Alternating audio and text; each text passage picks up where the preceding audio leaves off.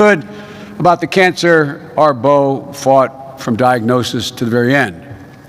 And what we learned from the world's best nurses, physicians, and researchers is that even if we couldn't save our son, the science, medicine, technology, they're all advancing faster than ever before, so that we will save your sons and daughters. But basically, the way I phrase it is, we've reached, I learned, an inflection point about 6 years ago. Let me explain. As little as 6 years ago, oncologists weren't working routinely with immunologists, virologists, geneticists, chemical engineers, biological engineers, and so many others that you are now, many of you in the audience as I speak. New technologies, new therapies like immunotherapy are targeting cancer cells by using our immune system. Some progress, a long way to go, but promising. But in doing so, in immunotherapy, if it works, and it does somewhere, we've had some successes so far, it does less damage to healthy cells, transforming many types of cancer into chronic and manageable disease when 10 years ago they were a death sentence. Because of technological advances in analyzing cancer genes and proteins called proteogenomics, we're closer than ever to understanding the Holy Grail, what causes specific cancers and how to attack them. Why does one treatment work for you and not for me? I know you all know these things. The public doesn't yet. And today, there's a recognition that by aggregating and sharing data of millions of patients, genomics, family history, lifestyle, treatment outcomes, by using supercomputing power that we didn't have 5 years ago, today we can do 1,000,000 billion calculations per second. And before, if you have a child in high school, before they graduate, we'll be doing 1 billion calculations per second. We can find new patterns and causes and successful treatments of cancer.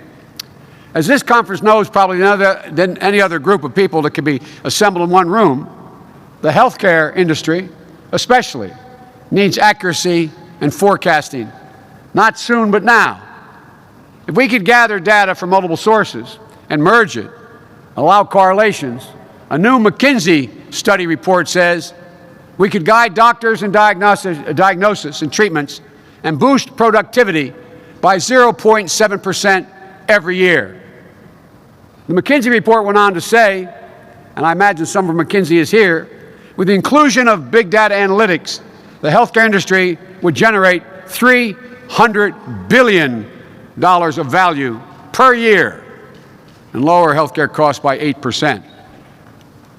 It matters, not just for the health of the American people, but the health of the system. When President Obama asked me to head up the Cancer Moonshot, and sometimes I wish we had given it a different name, because when John Kennedy went to the moon, there was one moon. We now know there are 200 cancers. In his State of the Union, he said Biden will be mission control. And there are a lot of skeptics out there. Maybe there still are. Maybe with good reason. It was, well, here we go again. Nixon already declared war on cancer in 1971. But when he did, he had no army. He had no resources. And he had, understandably, no clear strategy to win. But because of many of you in the audience, after 45 years of progress, of funding research, training scientists and physicians, treating millions of patients, we now have an army and very powerful new technology and tools that we can bring to bear. And the moonshot, I'm always asked by the press, what's the moonshot about? Well, it's fundamentally about two things, from my perspective. It's about injecting the urgency of now into this fight. Not tomorrow, not in 2 hours, now. And it's about changing the culture, coming up with a new strategy for this fight, not the strategy left over from 1971. The strategy we're following in all our institutions today, though, is equivalent to fighting the last war.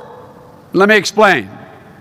The model of scientific breakthroughs for most of our history was the model of individual achievement. Jonas Salk creating the polio vaccine. There was little, if any, sharing among hospitals, researchers, and little ability to share when the first moonshot was declared. Rosalind Franklin didn't share her X-ray image of the double helix structure of the DNA with Watson and Crick. They snuck into her office.